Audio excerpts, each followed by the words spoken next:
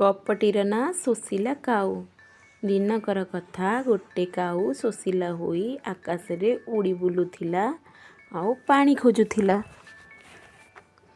କେତେବେଳ ଉଡ଼ି ପାଣି ଖୋଜିଲା ପରେ ସେ ଗୋଟିଏ ମାଟି ପାତ୍ରଟିଏ ଥୁଆ ହୋଇଥିବାର ପାଇଲା ଓ ସେଥିରେ ଅଳ୍ପ ପାଣି ଥିବାର ପାଇଲା।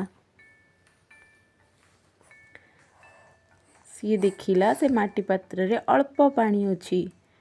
ତାକୁ ଶୋଷ ହେଇଥିବାରୁ ସିଏ ଟ୍ରାଏ କଲା ନିଜର ଥଣ୍ଟ ବୁଡ଼େଇ ସେଥିରୁ ସେ ଅଳ୍ପ ପାଣିକୁ ପିଇବା ପାଇଁ। ତା ମୁଣ୍ଡକୁ ସେହି ସମୟରେ ଗୋଟେ ବୁଦ୍ଧି ଆସିଲା।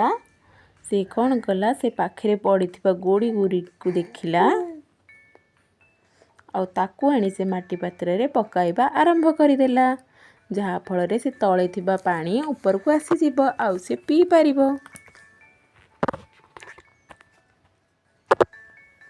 ତାପରେ କେତେ ସାରା ଗୋଡ଼ି ପକାଇବା ପରେ ସେଇଆ ହିଁ ହେଲା। ସେ ପାଣି ଉପରକୁ ଉଠି ଆସିଲା ଧୀରେ ଧୀରେ ଆଉ ତା ଥଣ୍ଟ ପାଇବାକୁ ଲାଗିଲା।